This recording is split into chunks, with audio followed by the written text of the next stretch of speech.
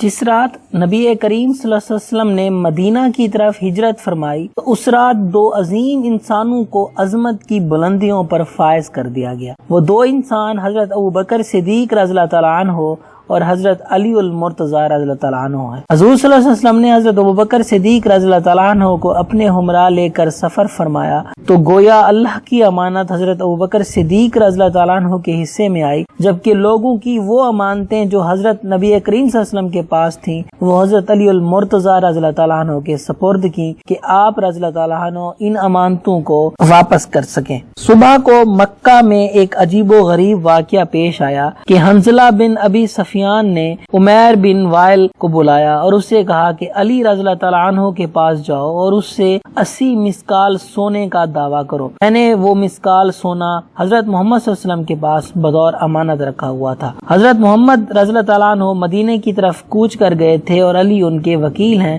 جا کر کہو کہ آپ مجھے میری امانت واپس کریں۔ اگر حضرت علی تم سے گواہ طلب کریں تو تم ہماری گواہی یعنی قریش کی تمام جماعت کی گواہی پیش کرنا اور ہم سب یہ گواہی دیں گے۔ تیرے اس کام کے بدلے میں تجھے اپنی ماں کا مسکال دیتا ہوں۔ عمیر بن وائل نے حضرت علی رضی اللہ تعالیٰ عنہ کے پاس آ کر امانت کا دعویٰ کیا۔ حضرت علی رضی اللہ تعالیٰ عنہ نے اس سے امانت کی نشانی طلب کی۔ اس نے بتایا کہ بعد آپ نے امانتی سامان میں اسے تلاش کیا تو کہیں اس کے آثار بھی نہ ملے، جبکہ ہر امانت پر اس کے مالک کا نام لکھا ہوا تھا اور اس میں عمیر کا نام کہیں بھی درج نہ تھا۔ حضرت علی رضی اللہ تعالیٰ عنہ نے عمیر کو بہت سمجھایا کہ تم اس دعوے میں جھوٹے ہو، لہٰذا باز آ جاؤ، مگر اسے سمجھانے کا کوئی فائدہ نہ ہوا اور وہ اپنی ضد پر اڑا رہا۔ اس نے کہا میرے چند گواہ ہیں، ابو جہل اور اس کا بیٹا اکرمہ، عقبہ بن معیط، ابو سفیان اور اس کا بیٹا حنظلہ میری گواہی کے لیے حاضر ہیں۔ حضرت علی رضی اللہ تعالیٰ عنہ اچھی طرح جان گئے کہ یہ ان سب کا دھوکہ ہے، چنانچہ آپ رضی اللہ تعالیٰ نے فرمایا کہ گواہوں کو خانہ کعبہ میں حاضر کیا جائے۔ پھر آپ رضی اللہ تعالیٰ عنہ نے عمیر کو ایسی جگہ طلب کیا کہ گواہ عمیر کی بات نہ سن سکے۔ آپ نے فرمایا بتائیے یہ امانت آپ نے کس دن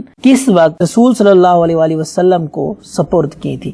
اس نے کہا دوپہر کے وقت رسول صلی اللہ علیہ وسلم نے میرے ہاتھ سے لی اور اپنے غلام کے حوالے کر دی۔ اس کے بعد آپ رضی اللہ تعالیٰ نے ابو جہل کو طلب کیا، لیکن اس نے گواہی دینے سے انکار کر دیا اور کہا مجھ پر گواہی دینا کوئی فرض تو نہیں۔ پھر آپ نے ابو سفیان کو بلایا اور اس سے یہی سوال کیا۔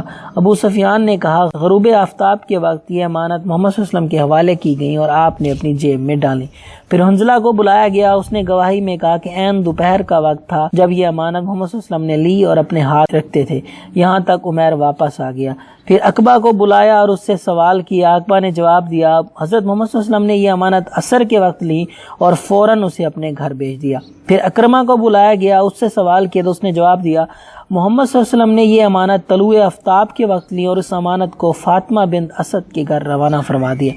جب عمیر نے مختلف اور متضاد شہادتیں سنی تو اس کا رنگ اڑ گیا، وہ جان گیا کہ اس حرکت سے اس کی رسوائی ہوئی ہے اور اسے مزید ذلت کا سامنا کرنا پڑے گا، چنانچہ اس کا رنگ زرد ہو گیا اور چہرے پر ہوائیاں اڑنے لگی۔ حضرت علی رضی اللہ تعالیٰ نے فرمایا اے عمیر تیرا رنگ کیوں زرد ہو گیا اور تجھ میں کیوں تبدیلی آ رہی ہے؟ عمیر نے کہا علی رضی اللہ تعالیٰ عنہ میں نے جو دعویٰ کیا تھا وہ دراصل جھوٹا تھا، اب میں اصل بات بتاتا ہوں، میں رسوا نہیں ہونا چاہتا۔ مجھے اس محترم گھر بیت اللہ شریف کی قسم کہ حضرت محمد صلی اللہ علیہ وسلم کے پاس میری کوئی امانت نہیں تھی، اصل میں حنظلہ بن ابی سفیان نے مجھے لالچ دیا اور ابی سفیان نے مجھے اس کے بدلے میں دینار اور سونے کا گلو بند جس پر اس کا نام نقش ہے بطور رشوت دیے، میں انہیں واپس کرتا ہوں۔